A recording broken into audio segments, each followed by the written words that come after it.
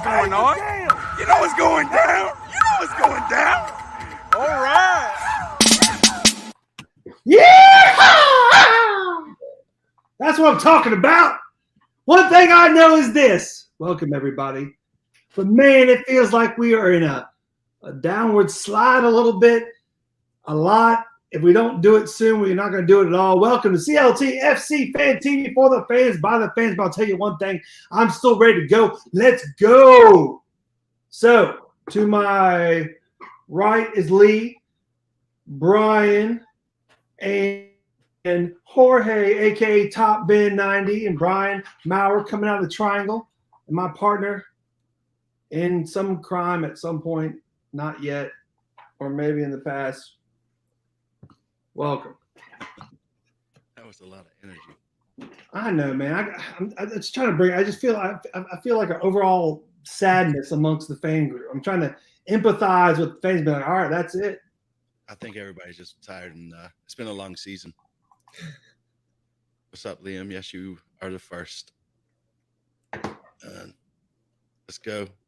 That's it? That's your intro? You're just done with? That's it? Man, you just kind of. That's what I did, man. I did it. That's all your energy? No, I'm containing it until I can bring it back. What's up? Yes, the band is back. And what's up, Yeti Clan? But yeah, man. I mean, you just abruptly stopped, JT. I was not expecting that, man. So yeah, hey, welcome to the show. Go ahead, Joe. I would say that I've been on, MLS Spaces, on the radio, on TV, and this is still my favorite show to come on. So I just want to tell you, man. I You really mean that? Jorge. I really do. Yeah, Guzman spit in the Spanish for us. What is saludos a todos los muchachos de la Mini H?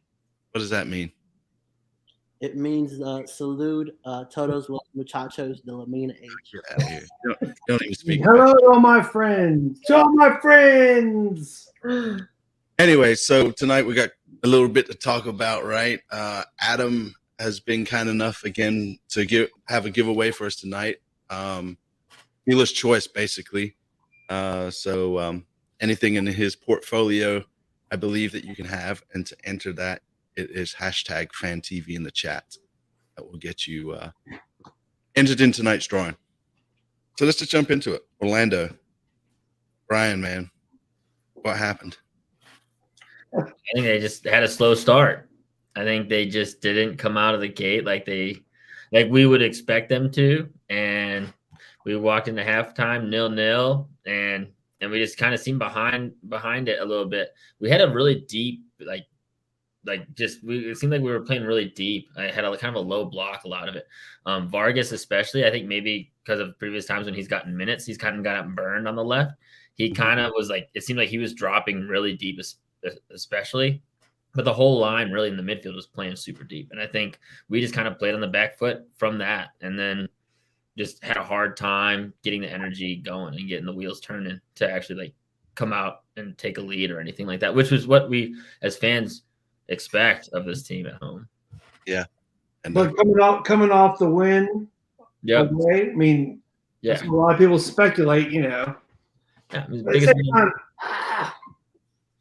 we came back. I'm sorry to jump in, Lee, but we came. Go ahead.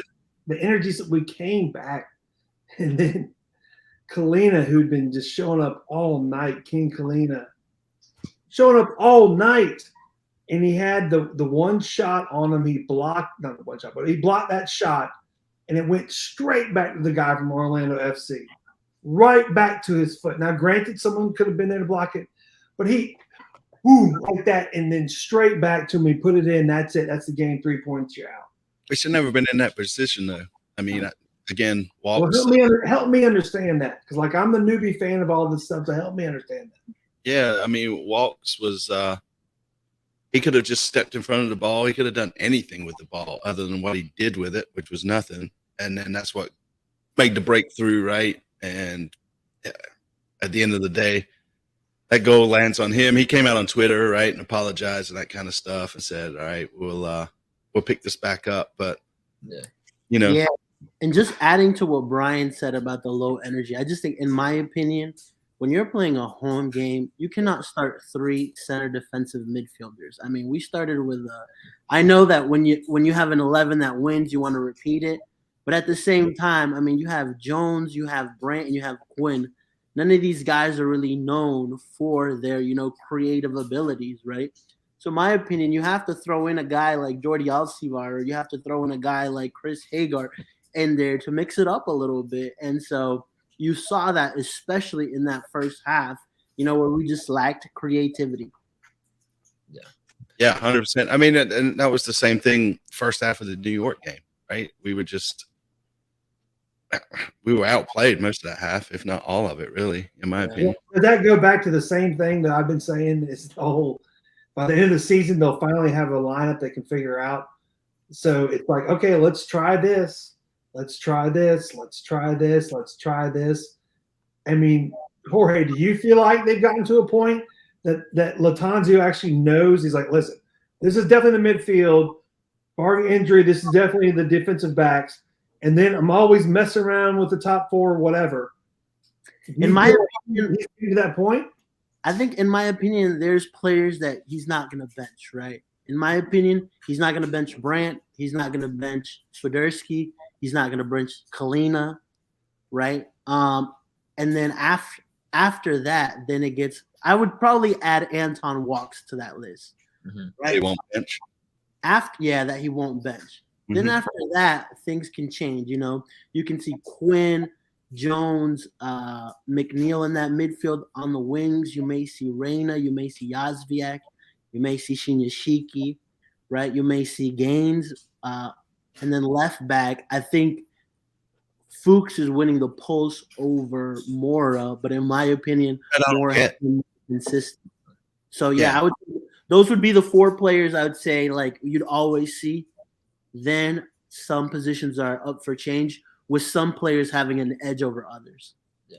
And I think, Jorge, I mean, so that kind of what I guess it touches on just like we have a foundation that we're building, right? We have certain foundational pieces. And I don't know if that was ever, I mean, ideally it would be sick if they had found like a starting 11 by the end of the first season. But I really think like after a couple transfer windows, if we don't see like what the starting 11 really should be week in, week out, or close to it, and our like core group of players, like 12, 13, 14 main players by like the early second season, I think is when we really should know who that 11 is. Well, when is that exactly, Brian? Like early, I mean, the second transfer window. So we're saying like the winter. So after the winter, I mean, because we're going to have new signings this winter, right? And I mean, before ideally, the season starts. Huh? Yeah. So before. Okay. Yeah. And then like like new season will start March or April, and then so in that first couple of months, we should know like what this is like our starting 11. So, because it's going to take, I mean, they're going to probably sign at least one more DP this winter. So, like, well, that's just funny to me too, because I keep on talking about like at the end of the season is when they'll finally figure it out. But then obviously people get transferred in trades and all that kind of stuff. Yeah. So it's like we just figured it out and the season's over, and now let's start. So, all right, okay. Yeah. Well, think about it. I mean, they had to sign 30 players this last time. This time they won't have to sign 30, right? They'll sign ideally maybe 5 or 6, and and they'll be like I think. Well, I mean, like Hub likes to say, right? I mean, hopefully, Jorge, we we don't wait until deadline. I'm out. That's it. We pissed him off. I mean, the problem with any signing, right? I mean, there's so much behind it, right? You could start talking and negotiating now, and it could take still to the deadline day, but hopefully we do our business early and we get the players in that we need. Yeah. And it's all crazy, the whole signing, with all the different leagues around the world and who plays when and when they get out of contracts. It's not like signing someone who plays for college basketball or college football here in North Carolina, who's coming out or anything. Like, we're all insulated here in the U.S. with that stuff. With the soccer, you're signing someone from the Polish league, the Chilean league, the I don't know, the Taiwanese league. Who knows what it would be? But from all over, and when do they start? It's got to be kind of nuts being like, Zoran and trying to make the deals and when people can come in. And then the MLS is supposedly like the craziest of them all, right? I mean, they have the different rules and everything. They got so many. Yeah, transfer-wise, they probably have the most rules, I'd say. And they just added a new one, too. Yeah, right with the magic trick. Sorry, I don't know what happened. StreamYard kicked me out. Yeah, blaming on StreamYard. Yeah, I mean, November break is going to throw a wrench for everyone. Well, I mean, even like Saturday, we played on Sunday. I didn't know what to do with myself Saturday. I had no idea what I was supposed to be doing with my life. It was tough. But yeah, I mean, there's some interesting. What are you doing this Saturday? But what? What are you doing this Saturday? This Saturday? Going to the game. You damn right you are. That's right. Yeah. No, I mean, I feel like spirit back. We gotta get the spirit back. Yeah, I don't know. I feel like a season hangovers among us, right? Everybody's getting kind of tired, and we got to make the playoffs. Give ourselves that boost. Yeah. Go ahead, Brian. I think this upcoming Saturday could be pretty lively. So I think there might be a pick me up too. Yeah, especially with the yeah. I mean, we're coming off. Don't forget two tough home losses. Yep. I mean, we haven't. We should have won, man. We should have won both of those games. Like they were there for the taking, right? Meaning that that when you're looking at that's 6 points, right? It should have been at least 6 points. Yeah. I feel better. I would be more confident saying that with Orlando than Chicago. I feel like Chicago played us well. Yeah, I agree with that. They have. Well, I mean, they're in form, right? Chicago is like they hit us. They've been a bad team most of the season. Yeah, MPs and stuff were starting to hit their stride. Like Shaqiri was starting to play really well consistently.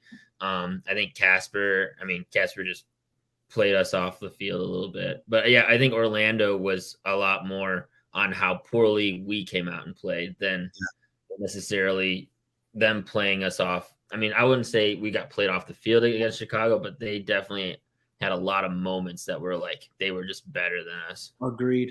I mean, even in that second half, I mean, Orlando had 2 chances and they took them. Right? Yeah. Well, I mean, Brant at the end could have tied it up. I mean, we shouldn't have even been in that position. That shot Brant took should have been like almost for the win, right? Right. Yeah. Or the win should have been wrapped up. I mean, if we had a good first half, the way we should kind of expect our team to have, we should have those games at home wrapped up by then. Well, the problem is if we scored too early, though, then we're fucked. Yeah. And that's what you keep on saying, Lee. Let's not perpetuate that. Well, I don't know.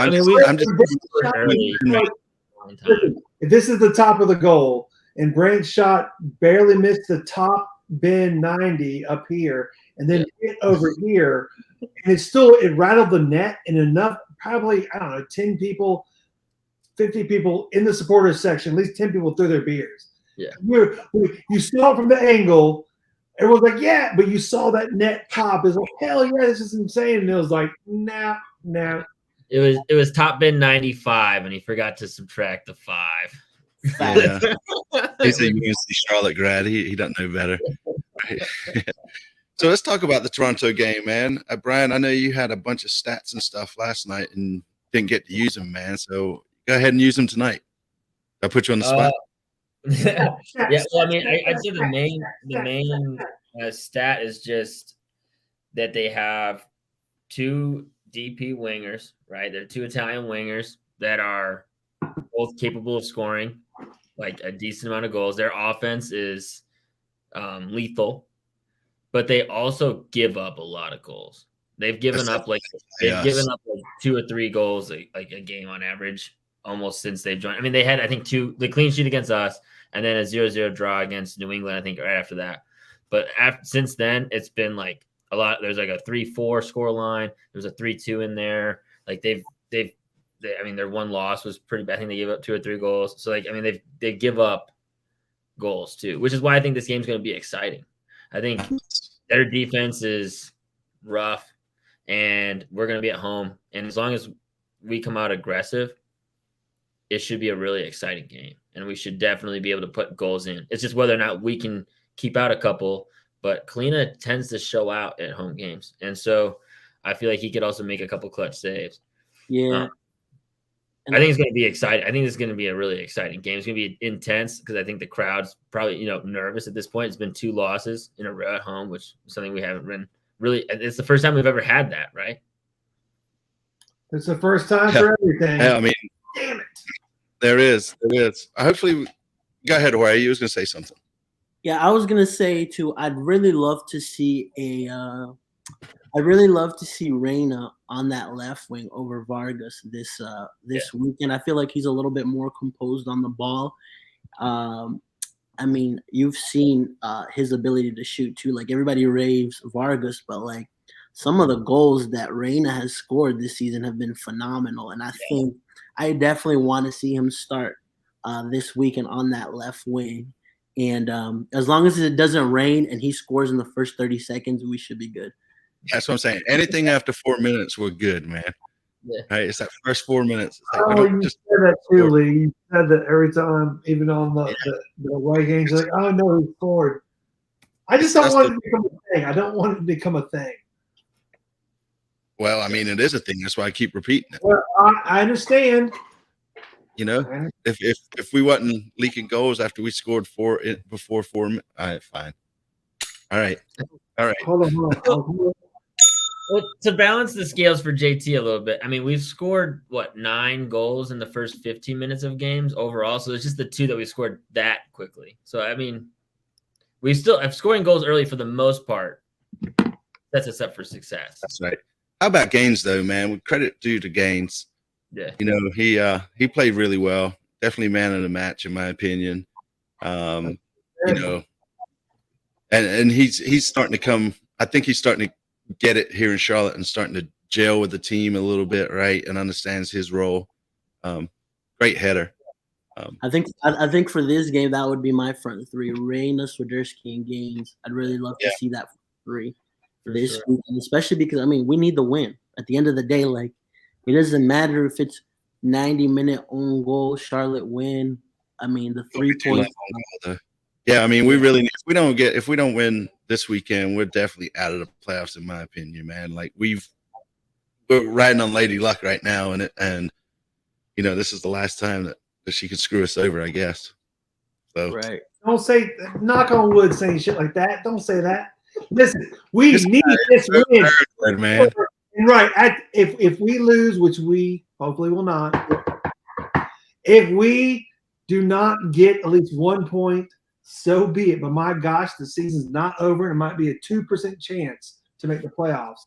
So this whole season's house money, and I think we got it. I'll see y'all there on Saturday. I'm ready to bring us out of this cloud of sadness and whatever. Let's go. Yeah, as the weather's changing. This is someone who doesn't have to go to work until 11 o'clock tomorrow morning. Let's go. Yeah, and internet froze. That's a pretty good face you were pulling when that happened. Yes, biggest must win. I mean, some players to watch out for this week, man, from Toronto. I think you touched on it a little bit earlier, Brian, but if you want to recap that. I mean, Bernadeschi, Insigne. I think the other one that has been really popping off too is Jonathan Osario. I mean, he's always been a really good player for Toronto for a long time now. He's won MLS Cup with them. But he's got like 9 goals now out of like I just looked up their stats. Like, wait, when did he score? I mean, so he's been also just popping off with them as well. So it's not that they're just scoring a bunch of goals from their new signings. It's that they're also improving their attack in general. Mark Anthony K is another name to look out for. He was our other new signing they got from Colorado, but I think I'm sorry to interrupt. I'm really sorry to interrupt. You're telling me homeboy's name is Mark Anthony? Yeah, Mark Anthony K. All right. Yeah, he's got the whole 2.5 first name. Parents are doing his thing. How much they feel like he's a general or something? I don't know. Yeah. Well, he's kind of a general. He's a general in the middle of the park. There you go. Yeah, we don't know who Rusco is. Rusco's weird. But he might be. I think he's still out. So there's a decent chance he's still. So we're gonna make Michael Bradley or whatever, man. He's gonna come in and look like Ronaldo and Messi combined, right? I mean, we made him look so good at the last game. I can only go off of past his games. Dad's the coach, right? His dad's the coach. Yeah, and interestingly enough, that was Andre Shinishiki's last start for Charlotte. That game against Toronto. Although I won't put that one as much on him Gotcha, just because Kansas. of how the rotation. Yeah. Well, I'm just like making No. like an observation. No, but I do I'm think having flashbacks now because I that remember Austin FC is an interesting point, Jorge. The one because he started the Austin game before that one, and that was also a rough offensive That's output. interesting. I didn't catch that. Yeah, but I mean, these boys really have to be up for it this week, and I mean, they got destroyed by this team last time, right? And hopefully, with the crowd on their side, they don't see it as negative pressure, but they see it as positive pressure. Did we lose bad late though? Wasn't it? I'm just trying to remember the game. I didn't go back and look at it. Toronto. Yeah, Toronto game. We lost bad up there. It was like late. Like they 4-0, but like they put it on us towards the end. At the beginning. They put it on us. Yeah, with his bald head. Yeah. I mean, it was a tough watch. I wasn't watching last night, JT. That's right. That was. Is that the one you turned it off? No, I think that was the Miami game. Oh, that's right. Yeah, because that's why I asked the young kids. That was working hard for not the money. Man, that's it. All right, so Toronto, and you guys in the comments too, drop your score predictions, man. JT, what do you think the score is going to be this week? I think after the roller coaster that will continue on, but it's supposed to go back up for us. And NYCFC high down to us getting beat at home late and coming out so lethargic. That's a good word in the first half. And then I think they're going to be coming out firing on all cylinders. I hope I see. Yeah. Anyway, I'm saying 3-1 us. 3-1 us. Yes. There's some 3-1s out here. All right. Jorge, what do you say, man? I think it'll be a 3-0 Charlotte. I definitely think we'll see energy from this team this weekend, and I think it's just gonna click. It's gonna be one of those games where everybody's on. Yeah, I agree. Big time revenge game. All right, Brian, let me hear yours, man. 4-3. I'm gonna stick with the same one I predicted yesterday. 4-3 Charlotte. I think there's gonna be a ton of. I think there's a ton of goals. There's a ton of potential for goals. Toronto's defense is terrible, and Charlotte's at home. I cannot imagine a situation where Charlotte comes out as lackadaisical as they did this last time, which is like a low block and everything. They're going to come out firing. There's just no way they don't. And there's just no way the whole situation about Latanzio talking about like them feeling the pressure at home and all that BS, like they're going to come out like they should be privileged to feel that pressure, right? Like they want this situation. They should want this. And so I think they're going to go for it and they're going to be able to score goals. The issue I think comes down to whether or not we can stop Toronto from getting a couple. Because I think can definitely get 2 or 3. Yeah, it'd be interesting to see. And I just wanted to leave this up here for a minute so it burned in and then Jorge could read it a couple of times and all that good stuff. But yeah, I'm going with 1, man. That's what I feel it's going to be a draw. And, we'll break the losing streak at home, but I don't think we're going to win. And what? that's the one's pulling the fire alarms. Yeah. Wait, I'm starting to get a little confused, bud. What do you mean? You're starting to confuse me, man. I mean, I think the last 4 predictions has either been a loss or a draw for Charlotte FC. I'm just wondering, have you lost your spirit? Are you some sort of spirit animal for the team? And because your internal dynamo is not spinning, that somehow the team isn't winning? I mean, what the hell is going on here, Lee? What the hell? I mean, be honest. I want you to be honest. No. Come on, gosh, man. Yes, I was just – I said we were going to win 2-1 against Orlando and we lost 2-1. So I don't remember that. I said we was going to go – we were going to score. In sadness. Okay, that thing is gone. Thank God. Oh, he's back. Let's put that comment back up again. I'll be more polite now that Top Ben is here. Yeah, no, I did. said we was going to win 2-1 I can last do week. it. Ah. Oh, yes. That's good. Yeah, so 2-1. 1-1, I mean, is what I'm picking with. And just a reminder, if you haven't, all you have to do is hit hashtag FanTV to enter tonight's drawing. And Adams from Defend the Queen is graciously going to allow you guys to pick whatever you want this week. So no graphic to show there. And if you're new to tuning in, we appreciate it if you hit the sub button. If you've been here the whole time, all season, just hit the like button.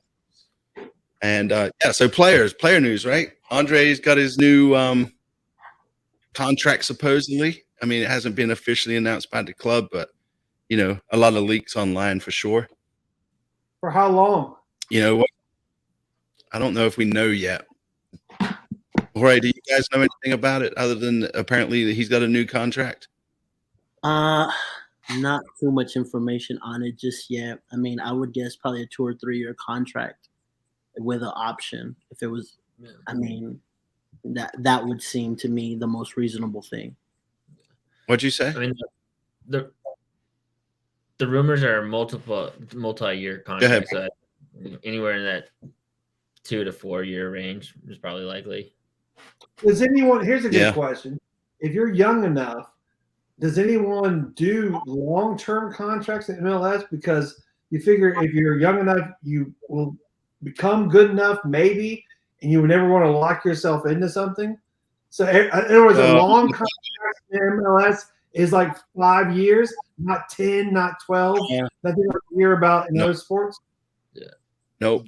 3 to 4 is about average in the world of soccer, with maybe like performance-based stuff thrown in there. It works well for both the club and the player, right? I mean, because if the player's playing well and the club don't want to sell him, he can just run his contract out and move on to a better team. And he's 25 too. You know, those you would 25 is about. Yeah, really long. So I mean, I think what's different in the MLS, they do the option, right? Yeah. Go ahead, Brian.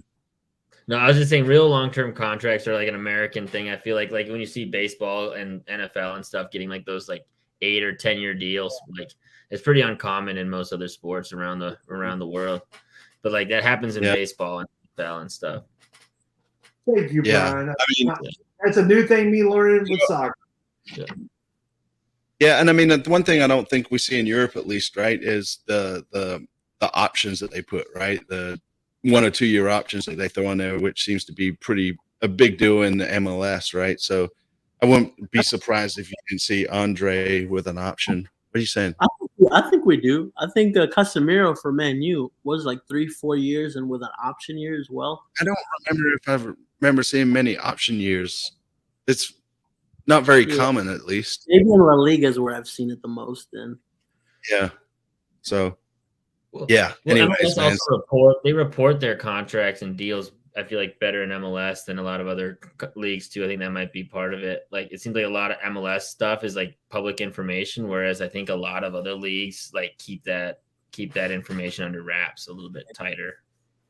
Yeah, but leaks, right? I mean, most of the time it's just the money. Like, God knows how much they're paying him. How much was that transfer fee, right? Yeah. And so, I mean, so other than that, man, we got. Do you think we're going to see our new players that we signed play this weekend, or at least be on the bench? I think it'll be very tough. I think at most we may see either Burn or Nuno on the bench. I mean, they're still in Europe awaiting coming back, right? And so, I mean, even if they make it in time, they would have to have at least 1 or 2 trainings to be considered to play, right? I mean, they've missed the whole week. It's going to be very tough to see them play. Maybe they'll make it in time to be considered part of the squad, but I highly doubt we'll see them play. Yeah. They have to be in training like tomorrow, pretty much, right? Yeah. I mean, it have to be. Well, and the team doesn't train tomorrow, so. Oh, yeah. Yeah. So did they train today? Yeah, they did. And you didn't notice them out there? I mean, not all of them, at least. Yeah, I didn't get a chance to go today. You didn't go today? My gosh. To add even more variables into Lattanzio trying to figure out what it is. So I'm glad they signed him. I'm glad they're being proactive. But my gosh, it's like no. Let's get them in slowly And let's figure out what we got with who we got. Well, it's not so much figuring out what we got. It's a matter of just kind of one, right, as people have mentioned, the visas, that takes forever before they can play, and then getting them here and then kind of getting them game ready, right, getting the game legs under them. So I wouldn't be surprised if we didn't see them come on when they're ready, like the 70th minute or so. That seems to be the time to make the subs with those sort of players. But, yeah, everybody's on about Melo, so. Yep. He's a fever dream. He's a fever dream. I don't think he's real, man. I've never seen Top Ben and Melo in the same room together. Just saying. You definitely did. We definitely were at Big Ben's together. That was Photoshop. I wasn't there. That was Photoshopped. Yeah, you weren't there. That's bullshit. Yeah, I mean, like Luke says, right? New players have to go through the workplace safety training videos. You, sir, have won the comment of the night so far. Yeah. Yes. With your legs. Yeah, and okay, so you got some people vouching for you, Top Ben, so I'll let that slide, man. Yeah. And I don't think we did the business late, right? I feel like we did it fast enough. It's just all these legalities that go around trying to sign a player. And I don't think the club can control that. You know what I'm saying? Yeah. Like, negotiations are they vary from player to player from what they're looking at. I mean, was Nuno the primary target? Was he the secondary target? Was he a deal that came up that was we shouldn't pass up on this, right? Then it goes to what was the agent wanting, what was Nuno wanting. So what was Benfica wanting, right? So there's so many variables that it's very tough to say, hey, like putting it on the club. Yeah, for sure. And like I was saying earlier, just to jump in, language barriers, different leagues, where they are. I mean, that's the crazy thing about soccer. Not everyone speaks English and lives like, hell, we got a great offensive lineman down here in Alabama. No. Some dude might be in Ecuador playing for the third level league of whatever, and to get that person and who has an agent and all that kind of, it's so, I love it, but it's a lot to take in. It's a little mind-boggling dealing with all the international abilities to get players from wherever and so on. And then the player has to want to be here as well, right? So yeah.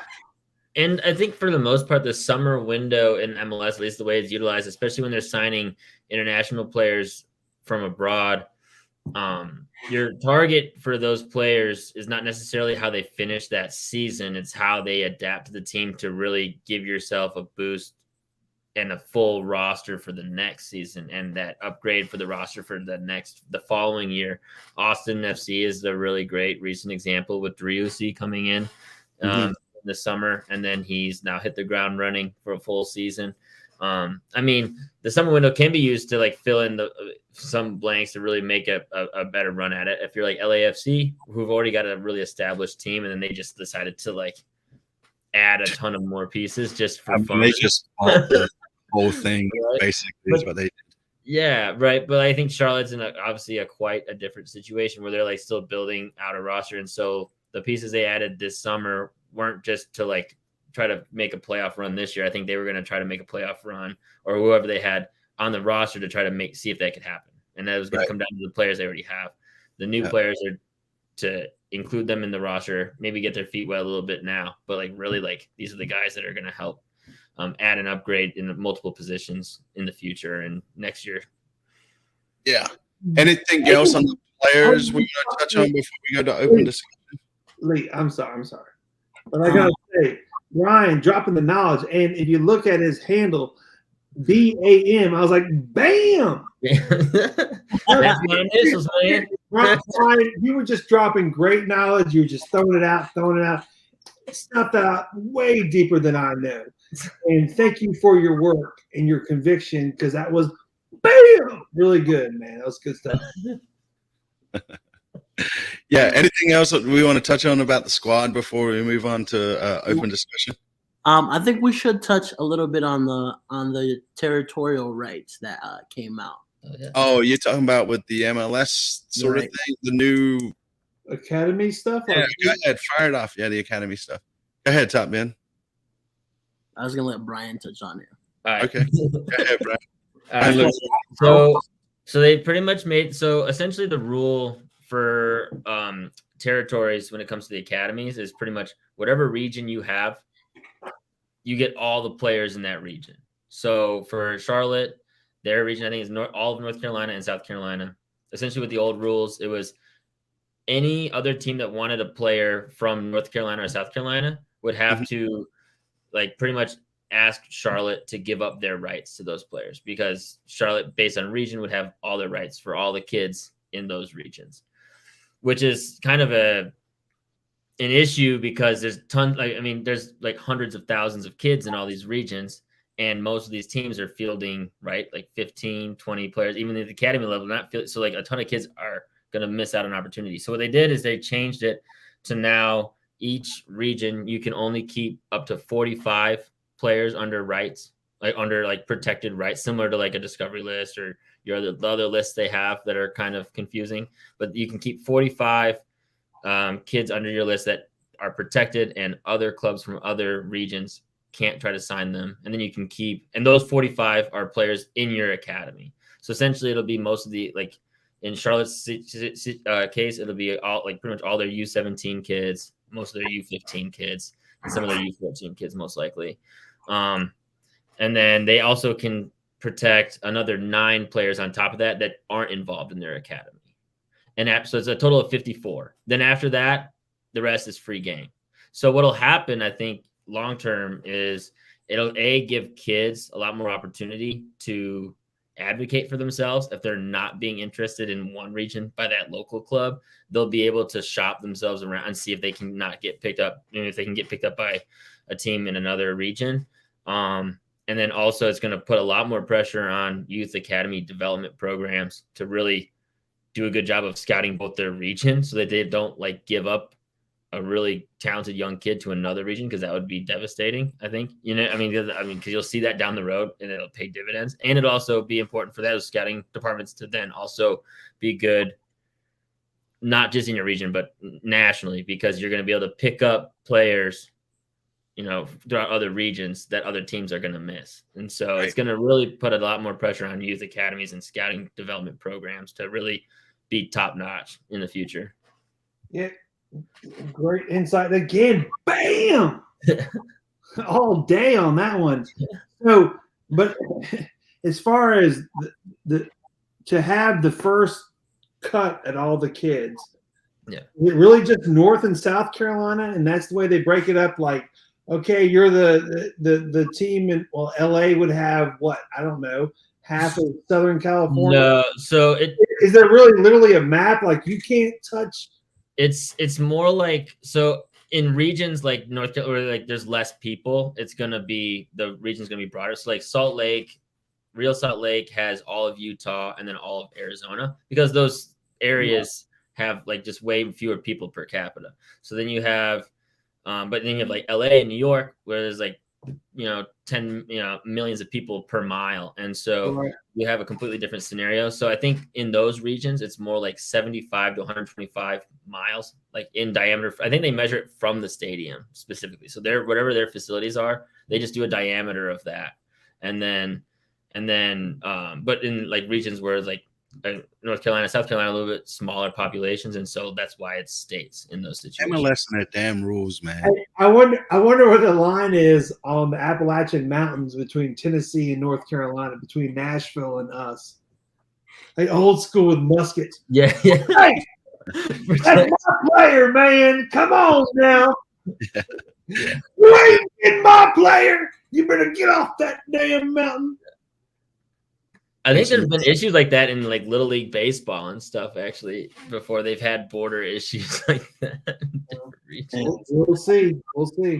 Border issues. Yeah, we know all about that, man. Try to don't make me do a spit take, Jorge. What's that?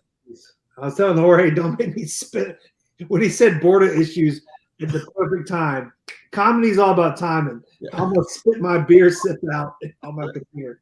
Yeah. So I mean, to touch on that, man. I mean, how do we feel about our development system, right? Like, are we happy with it, or is there what's going on? I'm glad we're in place. We got a homegrown signing in our first season as a club. I'd say that's pretty significant. I don't think that's ever been done. And I mean, I'll have to double check, but I mean, to have your inaugural season happen and then have a homegrown signing that same year is a pretty big accomplishment, I'd say. So it shows that the talent is for sure in the region, right? And I think the talent was already there. I mean, even before, I mean, Gianluca Busio, right? I mean, Jalen Lindsay, right? Yeah. So I mean, there's talent here, right? And I feel like there's a couple others that I'm missing on the U.S. men's national team level that are from the Carolina region. But I mean, the Leeds player Harrison, right? Yeah, Wake Forest. That's right. Well, he didn't grow up here though. I think he went England, but yeah, I mean, there's like, I mean, the main thing is like, there's definitely a lot of talent here at all the levels, right? Even at the college level too, like you said, Harrison. But I mean, they're also winning. I mean, Clemson's won the national championship recently. There's a lot of college graduates. Not only that, but I mean, Charlotte was able to acquire probably one of the best coaches they could get for an MLS Next Pro in Jose Tavares, right? Yeah, I mean, the guy comes in with a very, very good resume, right? So, I mean, he has an eye for talent, right? So, I mean, I think that's something that the club is really, really invested in, you know, finding young talent here in the Carolinas. It's been the model the whole time. And I mean, even before we kicked the ball, right, they said that they would try to get, you know, the homegrowns coming through the senior squad and that sort of thing, at least one a season, I think was what it said. What I mean, again, with MLS being so confusing to a lot of people, where you get your talent from, can someone explain to you what Next Pro is? So it's not the academy. It's obviously not where Ben Benny came from, which is, you know, coming from the college ranks. So what is Next Pro? What is that? So MLS Next Pro is going to be, and it's already started. It just hasn't started for Charlotte yet because they're actually in their first season right now. And so essentially it's a bridge to help provide either players that haven't gotten minutes at MLS or young academy kids who aren't quite ready to make that jump to the MLS, give them professional minutes. Because essentially what happens in the academy especially is it's more focused about learning how to play in the systems that they're trained to play in and learn more like fundamentals. It's not about results. But once you make the jump from academy to senior, I mean, it's all about winning, right, at MLS. And so there's a big disconnect sometimes for academy kids being like, oh, I haven't really been focused on winning as much, but I've been focused on making sure I'm learning the game the way I'm supposed to play. Right. And so what that bridge then provides at MLS Next Pro is a chance for them to get adapted to the pressures of winning at a professional level without maybe the same pressures they have at MLS. And so it provides that gap and that bridge in between those two. And also it'll give them more roster flexibility, I'd imagine, you know, so because they'll have a lot of maybe even some senior level guys that aren't getting minutes that could still get minutes at the MLS Next Pro team, and things like that. They're also at MLS Next Pro is also a spot where they're practicing, testing different rules to see if they work there to then maybe implement them in MLS. They actually just pulled out 2 rules recently over the winter or not over the summer. One was like a new red card rule where they're trying it out right now, where if you get a red card in a game, you don't get suspended for the next game until you play that same team again. So they're seeing if it actually makes it a little bit more fair. Because they want it to be red cards implemented. So like otherwise another team gets a free red card suspension and they had nothing to do with the red card. I'm just saying that they're testing it out. I like it a lot, Lee. I think the other rule that's more interesting, though, that they're trying out is if you go down saying you're injured, you know, like gamesmanship that happens in the game. And if you stay down for more than a certain amount of time, you have to leave the pitch for a minimum of 3 minutes. And so they're testing that out to see if maybe that helps incentivize players doing that less. It's just another thing they're trying out. I like that, too. And also, bam! Yeah. Knowledge again. That's right. No, I don't like that. Let's not progress the sport because I came from England where the Queen hangs out. And she's I saw Lee's face right there. And I'm like, I can't say nothing about the Queen. I'm sorry, Lee. I'm sorry. Oh, you don't mess with my grandma, man. Hey, I ain't messing with your great grandma. It's messed up. Damn. I have to cut his feed. Yeah. And going to this comment is what it made me laugh. it was like, is there one for the refs, right? Yeah, well, they definitely need one for sure. Yeah. Hopefully But- that's MLS Next Pro does as well. Maybe they can switch levels. So if they don't do well enough at MLS, be like, all right, you got to go back to Next Pro. Yeah. I mean, this kind of sums it up, right? I mean, it's kind of like a minor league in a way, right? Yeah, developmental league, minor league, all same Can ballpark. I ask a question that I don't think anyone's talked about anywhere on any sports media related to Charlotte FC? What the hell happened to the giveaway of the drawstring bags, Centene bags at this last game? What about him? Did you get one? Yeah. Uh,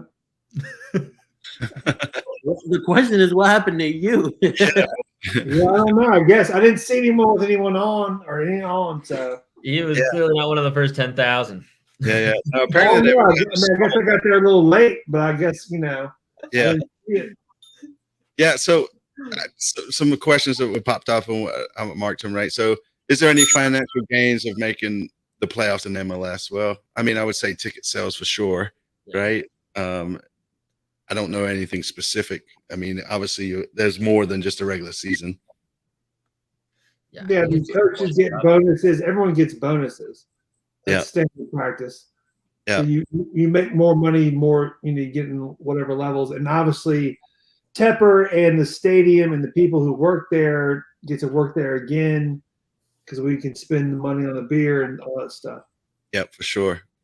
And then people are saying next coach needs to be bilingual. I mean, technically, the gaffer is bilingual, right? He speaks Italian, and so there's that. And then this is interesting, man. Well, first off, let's go with this. So, do we think Lattanzio has earned his right to stay on as coach for next season? I don't think he's earned it just yet. Right. I agree.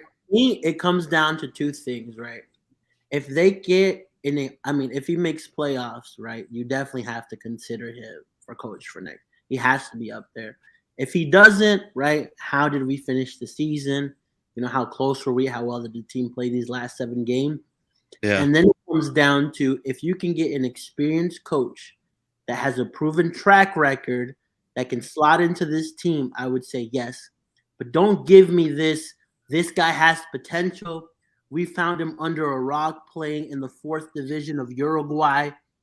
Bro, I'd rather keep Lattanzio, let him continue to work with this team and stop trying to sell us the dream with somebody that they found. You know what I'm saying? So yeah, that is what I would accept. Yeah. Fair. This comment caught me too, right? Should we go after a sacked World Cup coach? Hold on. Before we move on to that, I just want to say one thing. Does Lattanzio even want to be a head coach? Sure, he does. That's my question too, because he might be comfortable where he was. He's like, listen, I got put in this situation. I'm helping out, but you know what? This is really not my thing. I don't have to have all the money or whatever the hell it is. Can he just step back and go back to assistant coach status? Or is it now that he stepped this forward, but he's still an interim coach? Interim means interim. So, I mean, it's only interim just because he hasn't been given the job. Yeah, but my question is, does he want the job? Yeah. And we won't know that till we're in the season either. That's all I'm saying. Good question. You know what? No one's really asked. I remember I asked him at the beginning of the season, or at the beginning of his reign. I was like, "Hey, is this the job you want?" And he really didn't give you a yes. It was more like, "Hey, I'm helping out right now, and let's see what happens at the end." I mean, that's the politically correct answer, right? No, I don't think so. No, I think so. I feel like every presser that Lattanzio does, he's pretty honest in terms of how he views things, right? And so I definitely think he just gave the answer. He was like, you know what, I'm gonna help out now, and we'll see at the end of the season. So to me, he seems like a very even-keeled, just honest dude. Yeah. It would be interesting to ask him that question now, and after it's been a little while, because at that time, I mean, he'd probably just all of a sudden realize he was going to be stepping into a role. Now that he's been there for a little bit, I'm interested. I would definitely be interested to hear kind of his take on it as the season end approaches. But yeah, like it's been shared, I feel like his big. I mean, it's going to come down to some substantial performances. And I think right now, I think honestly, this weekend is a pretty big one for him. Losing 2 straight at home, I think this one specifically is like important if he wants to keep the job after, just because like we've got to be able to show that we can maintain really strong home field. Like, I think losing 3 at home would be pretty brutal. Yeah, if we do lose this weekend, man, it's gonna be tough, man. It's tough in a lot of ways, and I feel like it also would show limitations in his ability to help kind of right this ship, right? Which I think he's something that he's done. He's shown since the beginning when he took over Red Bulls. He righted the ship right away. He got that coach's bump, got the 2-0 win, right? And then at times when they've gone on losses, he's gotten them the course correct and get a win back and either find the lineup adjustment that's been needed. Like I'd say like the Austin FC game is a good example when they like looked pretty terrible at home. Like they just really couldn't find any solutions in the attacking third. Then he switched to Yordi Reyna, brought Yordi back into the starting lineup. And then that's when they won back-to-back Houston and Nashville. So I feel like he needs to be able to continue to demonstrate that he can help course correct in these situations. And I think this is one of the pivotal course corrections he has to make because, I mean, we look pretty rough in a lot of, But Tyler makes a valid point too, though. I mean, it's hard to judge him on the team, right? The way he had to come in and some of the players that have gone and that sort of thing. But the point I would like to make on Tyler's point and on Bam's point is that I think he strategically knows he's a player's coach. They all love him. He can line things up. He can diagram things. But I don't know if I feel that game day, and I don't know if he has to be that coach, but the inspiration, the passion, who the hell knows? The drip that Mars has. The point is, he doesn't seem like a let's go get him, guys. It's more like here's what we're gonna do. Here's what we're gonna do. You're gonna be there. You're gonna be there. Go do it. And I don't know if we need more from that. I don't know, and he might not want to do that anyway. Well, I definitely think, at least for me, I appreciate the way he approaches the pressers. I think a lot more than Mart did. And I think hopefully that's something they think about in the future, whether they stick with Latanzi or not. Is like, hey, can we find a coach who's going to like back the players up and back up the team in general, no matter what, and not then cause a stir every time he has a presser, which is what Mar kind of did. He would kind of cause a stir pretty regularly. Yeah. Whereas I think I prefer coaches that tend to defend the players in general, even if it's a poor performance, and takes it on the chin, which is I think that's one of Latanzi's greatest strengths is that regardless of how the team performs, he doesn't necessarily like put it on them, especially in the presser. Maybe he does behind the scenes and they work it out as a team, but like in the public, it's like I made certain mistakes. I could have done these things differently and we're moving on. And like, I appreciate that in a coach. I think that's really like helpful. This comment kind of stings, man. What do you mean? He needs personality. Damn. Go ahead, Jorge. What were you saying? I was gonna say, and I'll take that like he hasn't worked with a squad that like he put together.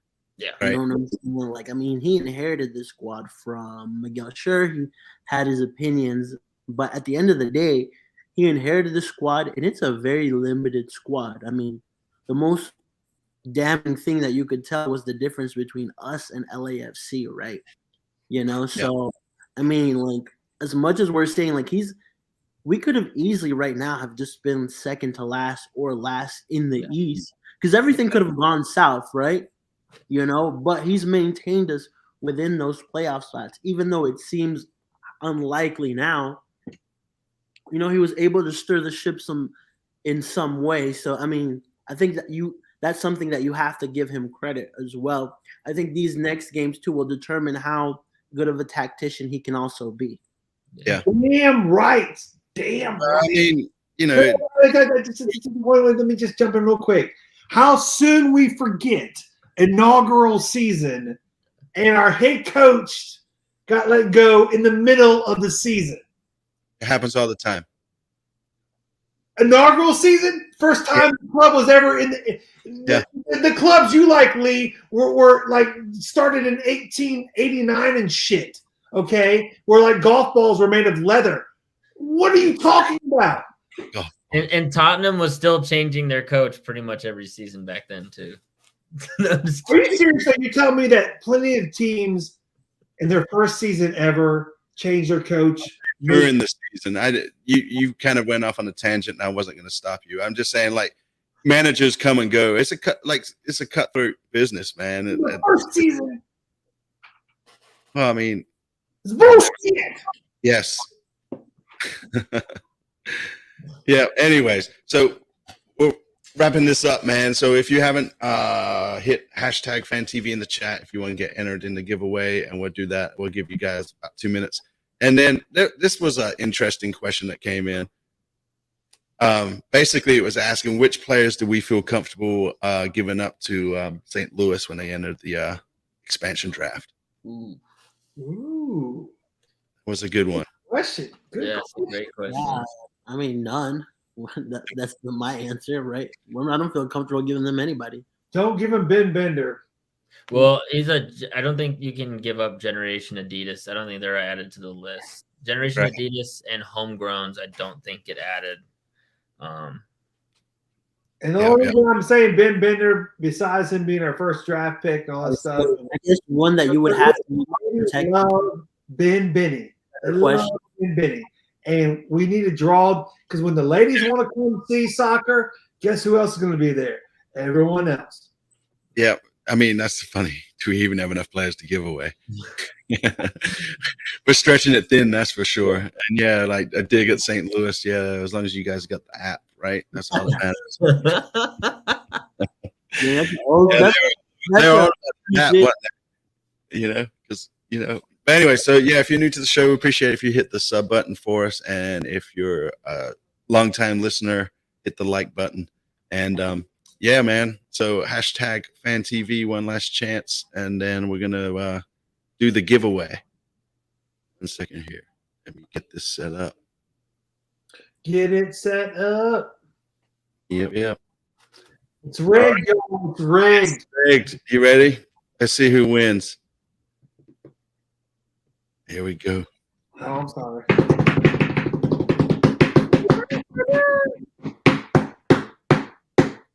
Tyler. Oh, that's my boy. Yeah, Tyler, man. What's up, buddy? You can either reach out to Adam, or you can give me your contact information, and I get Adam in contact Hey, with you. dude, we need to go like a win. This weekend too for the game. So Oh, you'll be there at the game? Then you can Yeah. just talk to Adam at the game. I'm assuming that Adam's going to be at the game. Yeah, it's all these people rigged. That's going to be our new hashtag, man. Rigged. Yeah. Well, no, we can use that like when we feel like the refs have screwed us over or whatever. We just be Yeah. like rigged. Yeah, that's it. Rigged. Well, I guess this wraps up another Fan TV live stream, man, on a Wednesday. Saturday, we'll be at the stadium, right? What's that? I just said CLTC Lucha said, I'll say it in Spanish, El Rigdo. Yeah. So again, hit the sub button for us, hit the like button, and Brian, man, where can people find you? Yeah, you can find me at BA Maurer Media, or as JT likes to say it, Bam Maurer Media. I think that's gonna be a trend now. And you can find all my articles at topbid90.com. That's what's A lot up. of new stuff coming out. Yes, for sure. And Top In, how can people find you if they don't already know? You can find me on Instagram, Facebook, Twitter, TikTok, YouTube, Be Real, all the social platforms. On YouTube, we're close to 1,000. So if you love your mom, go ahead and subscribe to our channel. Sub. That's it. JT, how can people find us? You gotta get a shovel. You gotta get a 6-pack of beer. Oh shit! You mean like in the social world? I'm sorry. Yeah. CLTFC Fan TV for the fans, by the fans. We're on Instagram. We're on the Twitters. We're on YouTubes. I'm gonna start getting that TikTok stuff locked up, man. I got some things going down. I'm gonna do this reveal of some shoes y'all ain't never seen. It's gonna blow the 13-year-olds' minds. That's it. And yeah, I guess we'll see everybody Saturday. See y'all later.